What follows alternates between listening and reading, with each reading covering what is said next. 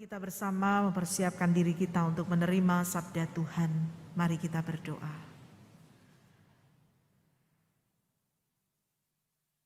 Ya Tuhan Yesus yang telah bangkit, pada minggu-minggu ini kami masih di dalam suasana perayaan kebangkitan Kristus. Kami masih terus merayakan minggu-minggu Paskah, untuk meyakinkan kami dan membangun iman kami bahwa Tuhan yang kami sembah adalah Tuhan yang hidup, Tuhan yang bangkit, Tuhan yang mengalahkan maut. Pada minggu Paskah yang kedua ini, kami hendak kembali menghayati peristiwa setelah kebangkitan Kristus, manakala Kristus menampakkan diri kepada murid-muridnya dan memberikan perubahan besar dalam kehidupan mereka, membangun iman dan memperbaiki relasi di antara mereka. Kiranya kami semua pun mengalami Kristus yang menampakkan diri dan menjumpai kami, sehingga dalam persekutuan ini kami sungguh merasakan Kristus yang bangkit itu hadir dalam diri setiap kami dan di antara kami. Kiranya kuasa Roh Kudus menerangi hati dan pikiran kami, sehingga bersama-sama kami dapat mengarahkan diri kepada kehadiran Tuhan yang hendak menjumpai dan menampakkan dirinya bagi kami. Tuhan yang baik, kami memasrahkan sepenuhnya waktu pelayanan firman dan juga saat kami bersama-sama menggumuli sabdamu ini untuk kami hidupkan, kami nyatakan di dalam kehidupan kami setiap hari. Kiranya kuasa Roh Kudus senantiasa menaungi dan menyertai kami. Demi Kristus yang bangkit, kami berdoa dan memohon. Amin. Pembacaan Injil Yesus Kristus diambil dari Yohanes 20 ayat 19 sampai dengan 31. Yohanes 20 ayat 19 sampai dengan 31. Ketika hari sudah malam, pada hari pertama minggu itu, berkumpullah murid-murid Yesus di suatu tempat dengan pintu-pintu yang terkunci, karena mereka takut kepada orang-orang Yahudi. Pada waktu itu datanglah Yesus dan berdiri di tengah-tengah mereka dan berkata, "Damai sejahtera bagi kamu." Dan sesudah berkata demikian, ia menunjukkan tangannya dan lambungnya kepada mereka.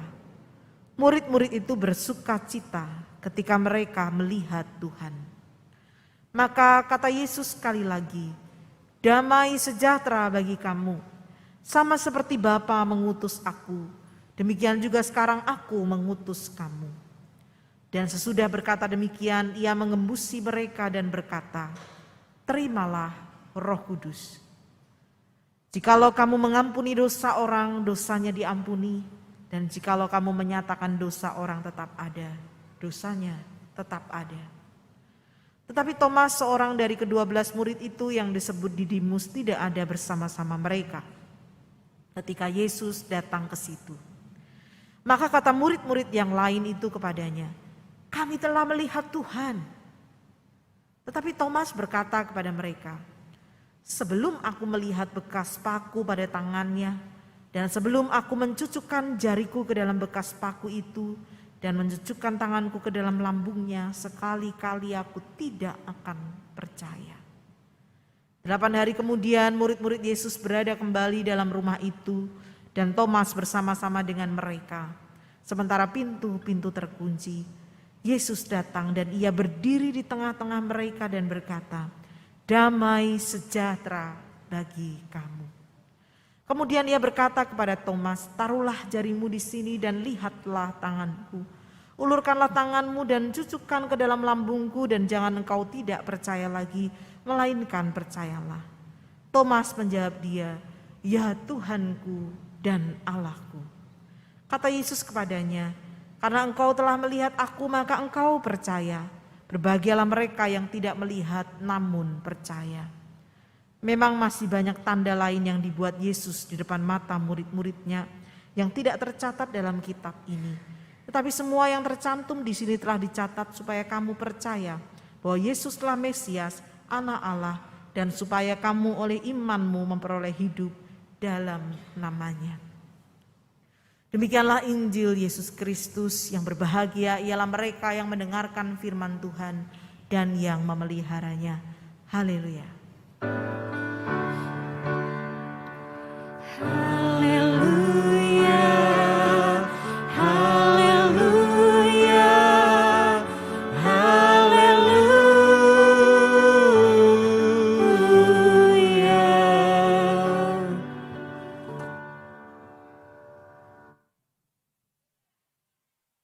Umat yang dikasihi Tuhan, merayakan Paskah tidak berhenti pada minggu lalu. Pada minggu-minggu ini dan minggu depan, pada minggu-minggu selanjutnya kita masih merayakan minggu-minggu Paskah, di mana kita bersama-sama merayakan sukacita karena Kristus sudah bangkit. Pada minggu Paskah yang kedua ini kita bersama akan merenungkan tema didamaikan dan disatukan karena kebangkitan Kristus. Saya akan mulai perenungan sabda Tuhan pada pagi hari ini dengan satu kalimat di dalam bahasa Jawa yang berlatar belakang filosofi Jawa. Nanti saya akan terjemahkan artinya, mengatakan seperti ini. Yen wani ojo wedi-wedi. Yen wedi ojo wani-wani. Wani itu berani, wedi itu takut. Terjemahannya kira-kira, kalau berani ya jangan takut-takut, tetaplah berani. Kalau takut jangan merasa berani. Apa maksud dari kalimat ini? Kalimat ini ingin memberikan peringatan supaya ketika kita bertindak dan melakukan sesuatu itu jangan setengah-setengah atau ragu-ragu tepatnya. Sikap ragu-ragu akan membuat apa yang kita lakukan menjadi serba tidak jelas. Kalau kita ingin memulai usaha misalnya, lalu kemudian dipenuhi dengan keraguan-raguan, nanti kalau begini bagaimana, nanti kalau begitu bagaimana. Bukan kemudian memilih untuk mempelajari lebih jauh, maka keraguan itu akan membuat keinginan kita memulai satu usaha tertentu tidak kunjung terwujud.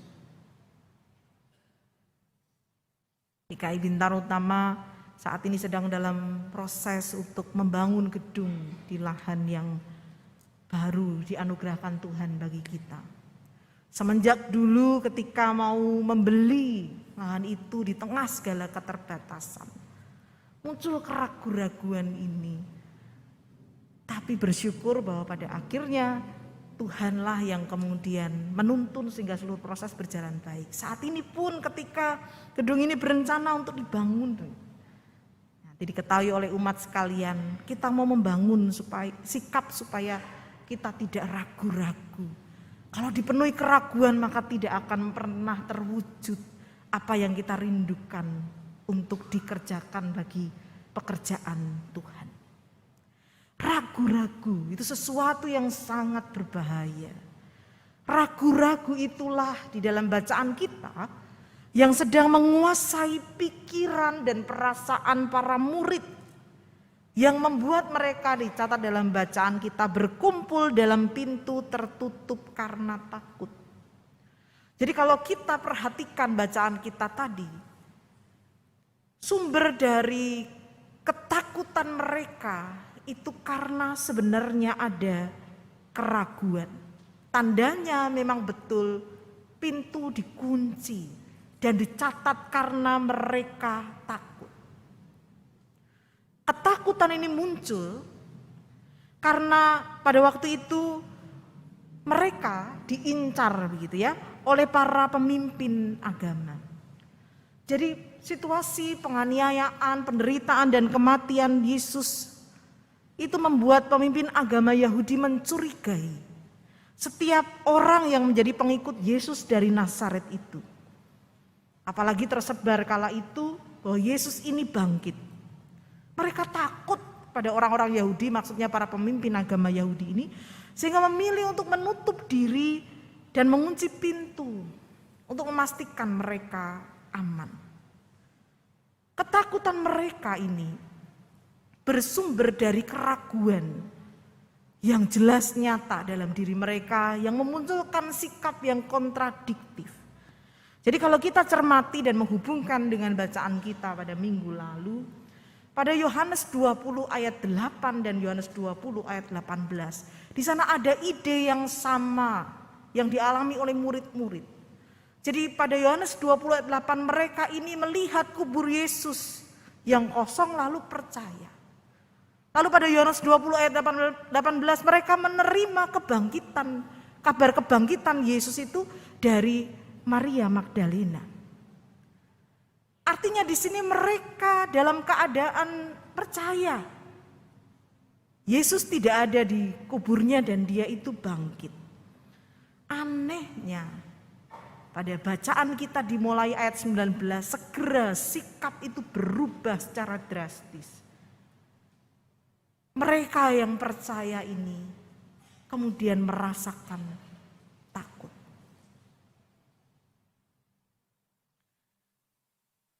Hal ini menunjukkan betapa mereka ini masih dipenuhi keraguan akan peristiwa kebangkitan Kristus itu, berarti menunjukkan Kristus itu berkuasa.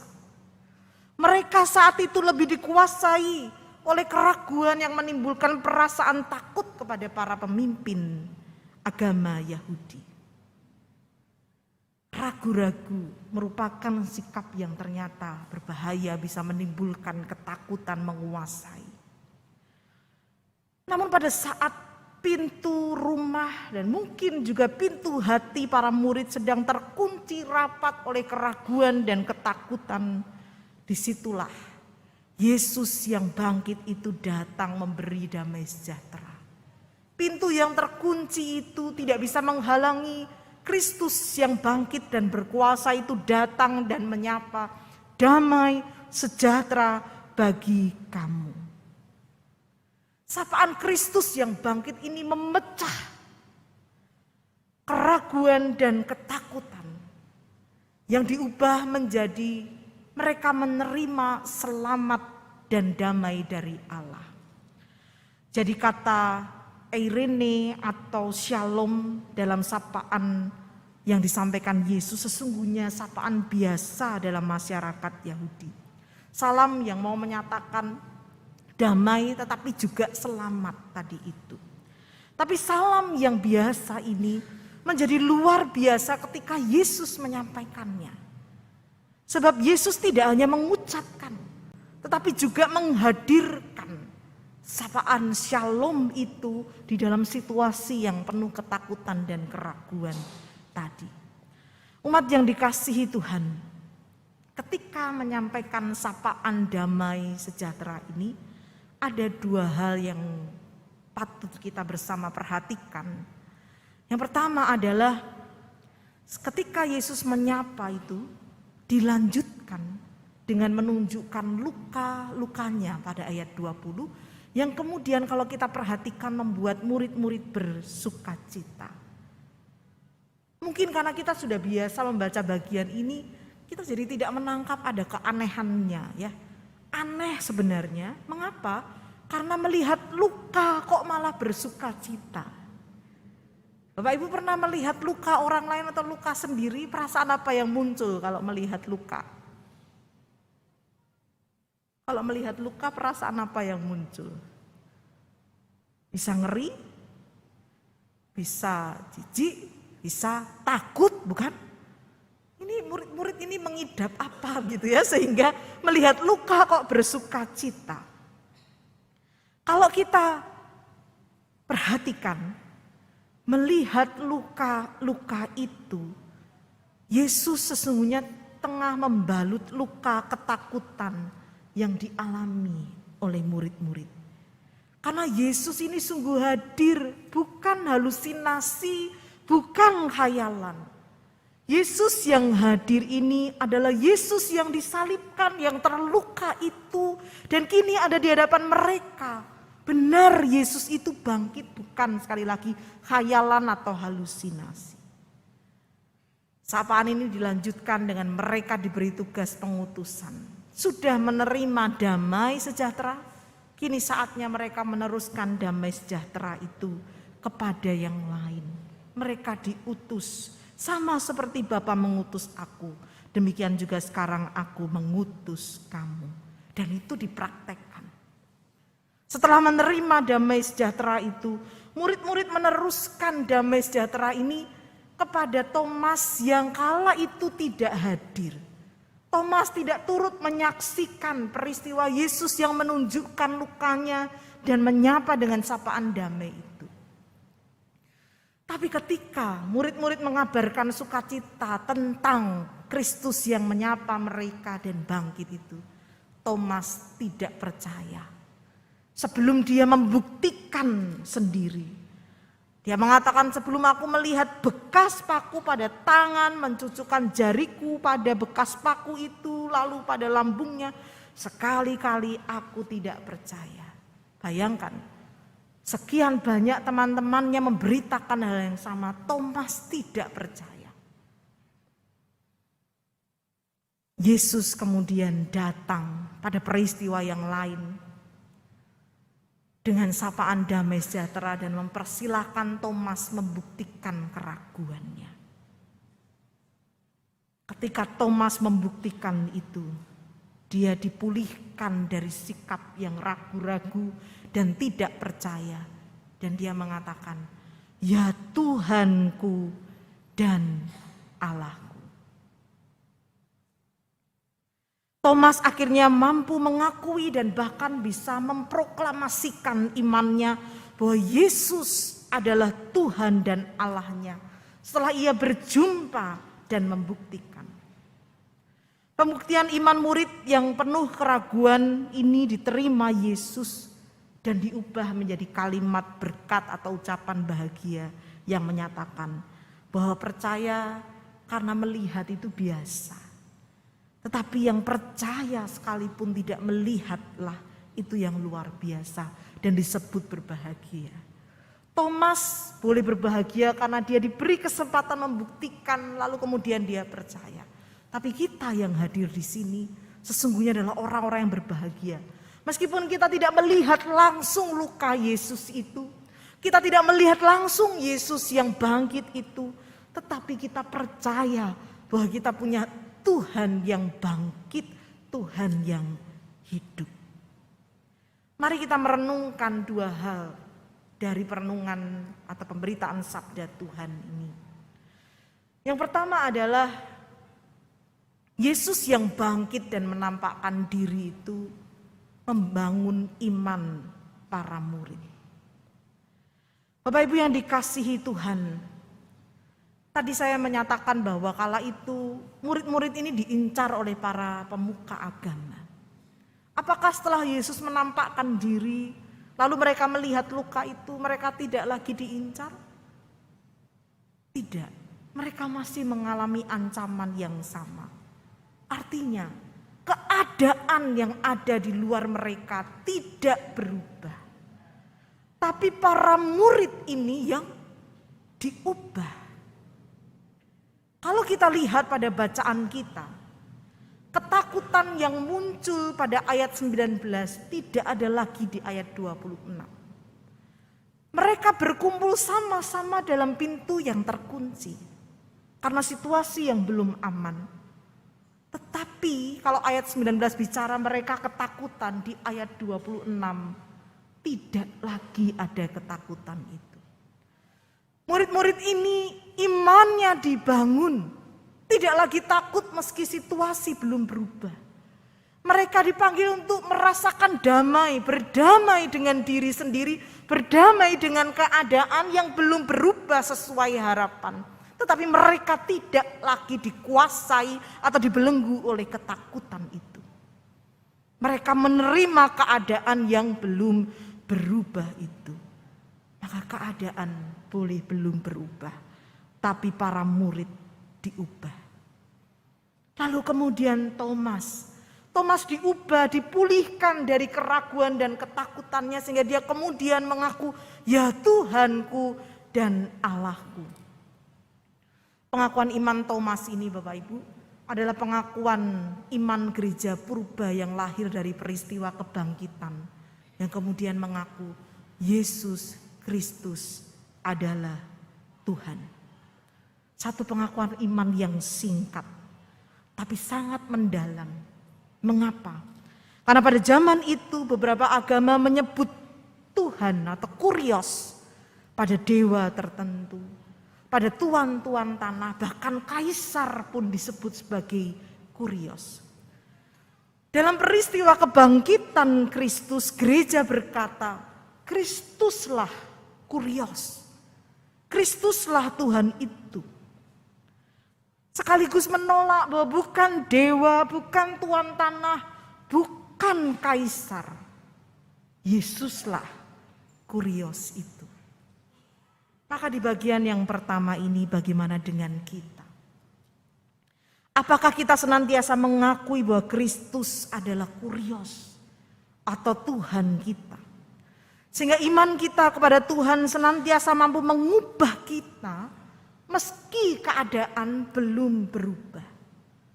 Kita beriman kepada Tuhan dan sedang sakit. Mungkin saat ini kita masih sakit, belum sehat kembali, belum membaik.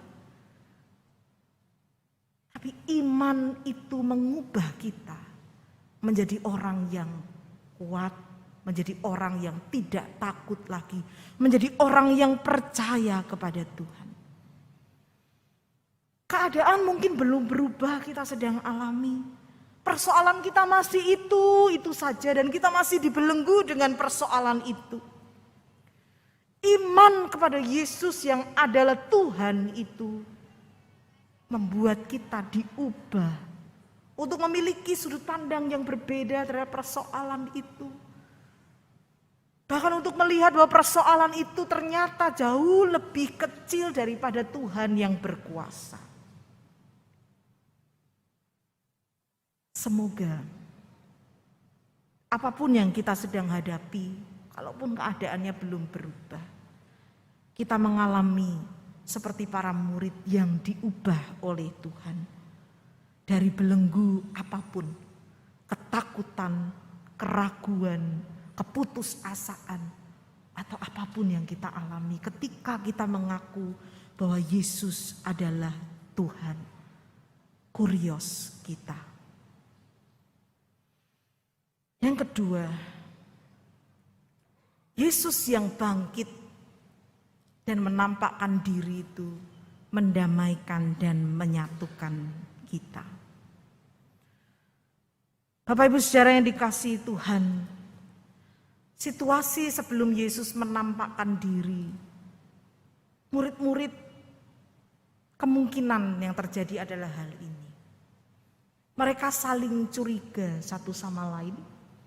Terlebih ketika mereka tahu salah satu dari mereka mengkhianati Yesus sehingga kemudian membuat Yesus menderita, disalibkan dan mati.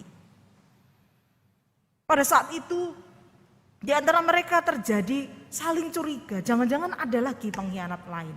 Jangan-jangan gak cuma Yudas, tapi ada lagi di antara kita yang juga tidak bisa dipercaya. Maka ketika ada berita baik tentang kebangkitan Yesus itu, kalau kita perhatikan, para murid berada dalam keadaan tidak saling percaya meski telah menerima kabar kebangkitan Yesus di antara mereka. Ketika Maria Magdalena mengabarkan, mereka percaya tapi ada tidak percayanya, apa iya? Lalu ketika para murid yang dijumpai Yesus ini menyampaikan kepada Thomas, Thomas tidak percaya, menganggap yang lain ini jangan-jangan halusinasi atau apa sebelum dia membuktikan sendiri. Jadi saling curiga, bahkan saling tidak percaya, saling meragukan itu hadir di antara para murid kala itu. Bapak Ibu kita bayangkan jumlah murid yang tidak seberapa ini relasinya begitu rapuh. Kalau Yesus tidak hadir dan menampakkan diri di tengah situasi itu, maka dapat dipastikan komunitas murid-murid Yesus ini dengan segera bisa bubar jalan. Karena tidak ada lagi saling percaya di antara mereka, bahkan saling curiga. Tapi kuasa kebangkitan Kristus telah mendamaikan mereka dengan kehadiran damai sejahtera yang sejati. Dan menyatukan mereka untuk mereka bisa saling percaya. Ketika Yesus menunjukkan luka-lukanya bertujuan supaya mereka saling percaya bahwa berita yang mereka sampaikan itu benar. Yesus sungguh-sungguh bangkit dan kini ada di antara mereka. Mereka dipulihkan dari situasi krisis kepercayaan satu sama lain. Dan bahkan krisis kepercayaan kepada Yesus tadi yang ternyata sungguh-sungguh bangkit. Maka bagaimana dengan kita? Persekutuan kita, adakah saling percaya dan kesatuan di antara kita? Dan apakah persekutuan kita ini bersedia didamaikan dan disatukan oleh kuasa kebangkitan Kristus yang membentuk kehidupan kita menjadi saling percaya? Kalau dalam sebuah komunitas muncul saling curiga, saling tidak percaya, maka komunitas ini relasinya begitu rapuh dan mudah dipecahkan. Satu kali ada, ini cerita fiktif ya, diadakanlah sayembara. Jadi kalau panitia pembangunan mengadakan sayembara desain gedung gereja yang baru, ini sayembara konon dilakukan oleh setan-setan begitu ya. Mereka mencari setan mana yang punya pengaruh yang besar dalam hidup manusia, yang bisa memecah belah persekutuan yang kuat, maka dia yang menang. Setan yang pertama muncul dan memperagakan strateginya adalah nakut-nakuti gitu ya. Jadi kalau orang Jawa bilang memedi itu ya. Jadi yang serem-serem begitu. Juri menyatakan ini pasti gagal, nggak masuk. Manusia itu sudah biasa nonton film horor, nggak takut-takut sama setan yang model begitu gitu. Bahkan ada yang mengatakan lebih serem manusia yang jahat daripada lihat setan yang menyeramkan, katanya begitu ya. Jadi yang pertama ini gagal. Lalu peserta yang kedua menyamar sebagai pendeta yang mengajarkan ajaran sesat. Ternyata itu pun dinyatakan gagal oleh para juri. Ajaran sesat itu enggak menarik lagi. Apalagi di GKI ada hal aneh sedikit dirapatkan gitu ya. Jadi sebelum berkembang udah pasti itu gagal, itu ajaran sesat gitu ya.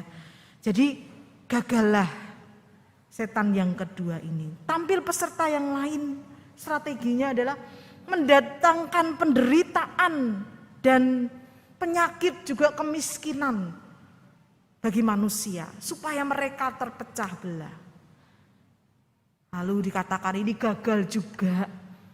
Di Alkitab itu sudah ada contoh banyak orang yang menderita tetap beriman, contohnya adalah Ayub. Lalu setan yang terakhir menyampaikan idenya bahwa dia akan membisikkan kata-kata kepada setiap anggota persekutuan bahwa salah satu dari mereka itu adalah utusan iblis, gitu katanya. Juri pun menyatakan peserta ini sebagai pemenang karena siasatnya akan menimbulkan sikap saling curiga dan tidak percaya yang merupakan pangkal kehancuran bagi sebuah persekutuan.